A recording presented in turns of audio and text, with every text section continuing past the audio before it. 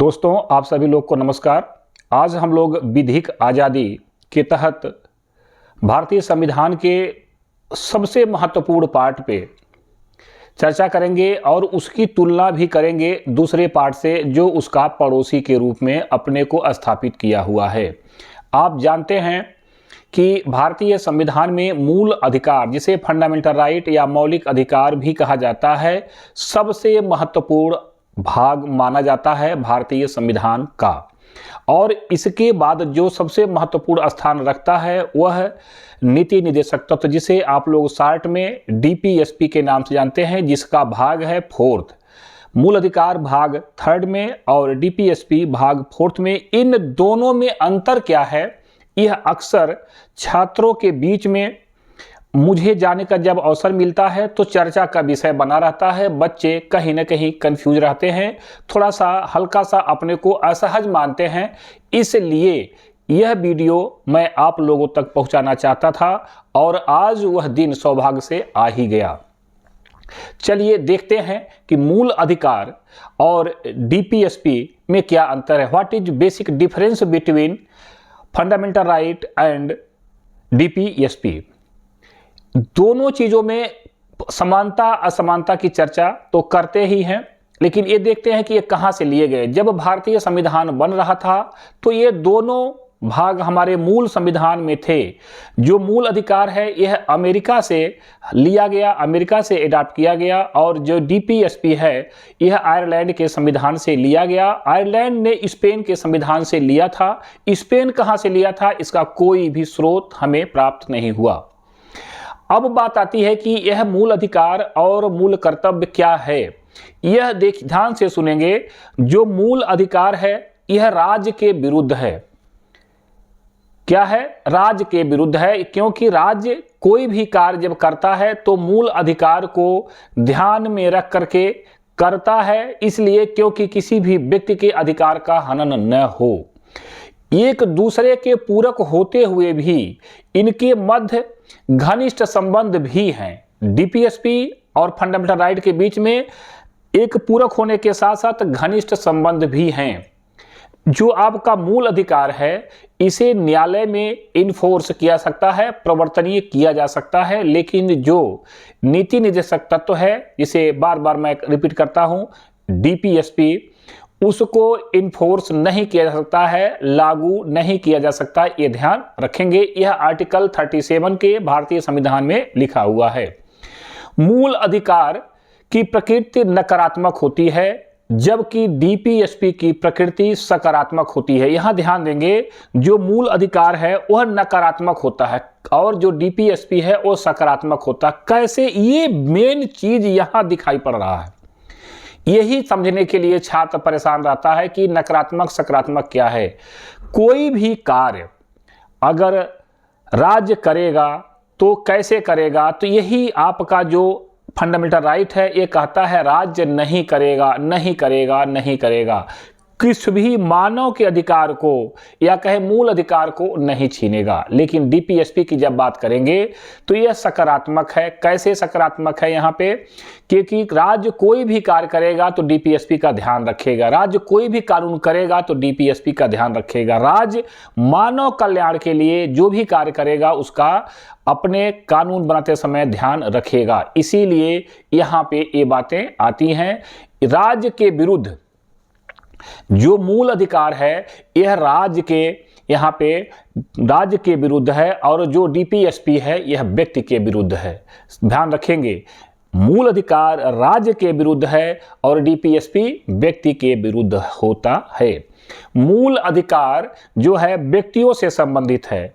मूल अधिकार जो है व्यक्तियों से संबंधित है, जबकि डीपीएसपी राज्य से संबंधित है। यह भी ध्यान आपको रखना होगा।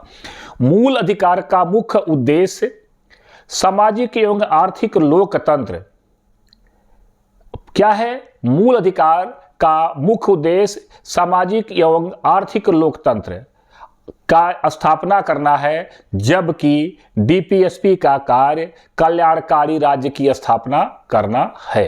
यहां पे देखेंगे सामाजिक और आर्थिक लोकतंत्र की स्थापना करना, और डीपीएसपी क्या करता है, कल्याणकारी राज्य की स्थापना करता है। आपातकाल के समय मूल अधिकार आपके सस्पेंड हो जाएंगे, निलंबित हो जाएंगे, लेकिन डीपीएसपी निलंबित नहीं होगा। यह स्पष्ट आर्टिकल 2021 प्रत्याभूत मूल अधिकार नहीं है, वहां पे यह मेंशन किया गया है। जब ध्यान रखेंगे, जब भी आपके व्यवस्था में आर्टिकल 352 लागू होगा तो वहां पर मूल अधिकार निलंबित किए सकते हैं, कुछ अपवादों को छोड़ करके, लेकिन डीपीएसपी निलंबित नहीं किए जाएंगे। मूल अधिकार पूर्ण नहीं है। क्यों नहीं है? बात यह आती है कि क्यों मूल अधिकार पूर्ण नहीं है?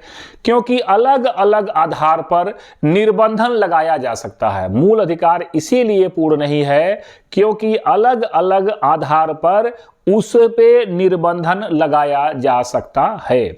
मूल अधिकार कानूनी रूप से मान्य है। मूल अधिकार कानूनी रूप से मान्य है, इसीलिए जब आपके मूल अधिकार का हनन होता है तो आर्टिकल 32 के तहत और आर्टिकल 226 के तहत, 226 के तहत आप न्यायालय में जा सकते हैं। 32 के तहत सीधे सुप्रीम कोर्ट में, 226 के तहत सीधे हाई कोर्ट में आप अपील कर सकते हैं, अपने अधिकार की मांग कर सकते हैं और न्यायालय तुरंत सुनवाई करेगा।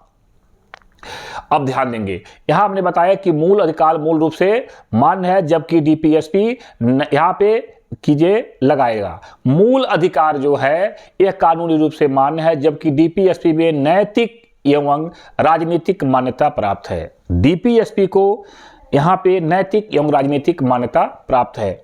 अब बात आती है कि मूल अधिकार व्यक्तिगत कल्याण को प्रोत्साहन करता है। किस तरह से? व्यक्तिगत आधार पे। इस प्रकार वह स्वतः वैयक्तिक है। मूल अधिकार को व्यक्ति कल्याण के लिए प्रोत्साहन करता है, इसलिए वह स्वतः व्यक्ति से, जबकि डीपीएसपी समुदाय के कल्याण को प्रोत्साहित करता है। किसके? समुदाय के कल्याण को, इसलिए यह इस प्रकार से समाजवादी है। अब देखेंगे, बात आती है यह समाजवादी है, यह व्यक्तिवादी है, यह कल्याणकारी राज्य की बात करता है, यह व्यक्ति की बात करता है। सब चीजों का अगर निचोड़ आप देखेंगे तो दोनों मूल अधिकार हैं।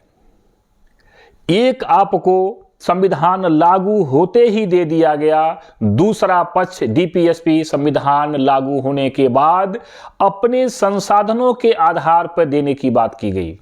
जब भारतीय संविधान बन रहा था, आपकी संविधान सभा बार बार इस पे विचार की है कि इन सभी चीजों को मूल अधिकार में रखा जाए, लेकिन बहुत सारे विचारकों ने, संविधान सभा के विचारकों ने इस पे अपना मत दिया कि हमारे पास जो भी संसाधन थे उसका बंटवारा हो चुका है, 1947 में हम बढ़ चुके हैं, इसलिए इतना ज़्यादा लोड अगर एक बार में हम देश पे डालेंगे तो कहीं ना कहीं समस्या आएगी।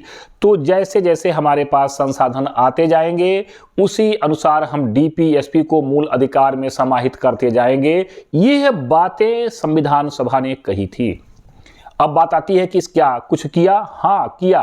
आप बहुत सारे चीज़ें देख लें, आर्टिकल 40 देख लें, पंचायत देख लें, आर्टिकल 45 देख लें, इस तरह से आपको एग्जाम्पल बहुत मिल जाएंगे। 45 में शिक्षा के अधिकार को, आपको 40 में पंचायत के अधिकार को, बहुत सारी चीज़ों को मूल अधिकार के यहाँ पे दिखाई पड़ते हैं। यहाँ पे आपको सीधे शिक्षा के अधिकार को निकाला गया और आपके फंडामेंटल राइट में लाया गया। जब आप सरकार को कोऑपरेट करेंगे, सरकार के संसाधनों के बढ़ाने में आप सहयोग करेंगे, तो सरकार निश्चित है आपके डीपीएसपी का ध्यान रखेगी। अगर आप सहयोग नहीं करेंगे तो डीपीएसपी को सरकार डिले करेगी, डीपीएसपी को डिले करेगी तो आपका नुकसान होगा। मान लीजिए कोई दंगा फसाद हुआ, सामान्य सी बातों पर गाड़ियां फूंक देना, बसें जला देना, ट्रेन जला देना, अलग अलग चीज़ों को नुकसान पहुंचाना, तो ये किसकी संपत्ति है? ध्यान रखेंगे किसकी संपत्ति है। ये संपत्ति कहीं न कहीं अप्रत्यक्ष अप्रत्यक्ष रूप से देखेंगे अगर थोड़ी सी चश्मे बदल करके तो सरकार के एक पार्ट है। अगर आप गरीब होंगे तो सरकार क्या करेगी? आपको सहायता देगी। अगर आप अमीर होंगे तो सरकार जो पैसे आपको सहायता के लिए लागू करती है उस पैसे के विकास के कार्य करेगी, अलग अलग चीज़ों को इंफ्रास्ट्रक्चर का डेवलपमेंट करेगी। तो आपका सिस्टम डेवलप होगा और आपके अधिकार, आपके कर्तव्य सब एक साथ आपको दिखाई पड़ने लगेंगे। तो यहाँ ध्यान देने वाली बात है कि मूल अधिकार और राज्य के नीति निर्देशक तत्व में जो बेसिक अंतर है ये दिखाई पड़ता है। इसी के साथ साथ अगर आप अपने आप में बदलाव लाएंगे तो निश्चित है डीपीएसपी फंडामेंटल राइट बन जाएगा। अगर बदलाव नहीं लाएंगे तो फंडामेंटल राइट के बहुत सारे अधिकार आपको काट करके डीपीएसपी की तरह से बना दिए जाएंगे। यह आप पे निर्भर करता है। अगर आप लोग इस बात से सहमत हैं तो कमेंट बॉक्स में जरूर लिखें। और मेरा आप लोगों से आग्रह भी है कि अगर आप लोग चैनल को सब्सक्राइब नहीं किए हो, चैनल को सब्सक्राइब कर लें, लाइक कर लें और अपने फ्रेंड सर्किल में भी शेयर करके इस विधिक आज़ादी को आगे बढ़ाने का कार्य करें। जिस भी तरह के आपके मन में प्रश्न भारतीय संविधान, राज्य व्यवस्था या लॉ को लेकर के, लॉ मीन्स आप जानते हैं कि किस तरह से लॉ कार्य करता है और क्या क्या लॉ आपके पास अधिकार हैं, तो यहाँ पे आप क्रिमिनल लॉ और आप अन्य लॉ के साथ साथ भी हमसे प्रश्न कर सकते हैं। जो भी आपके सिविल लॉ और यहाँ पे आपराधिक लॉ जो उसके भी अगर आपके पास कोई प्रश्न हो तो डालें और मैं उसका समाधान अवश्य करूंगा। यह मेरा आप लोगों से वादा है।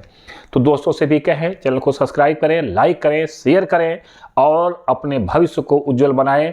मैं पुनः मिलूंगा नए वीडियो के साथ। आप लोग को कमेंट को देखते हुए बहुत बहुत धन्यवाद।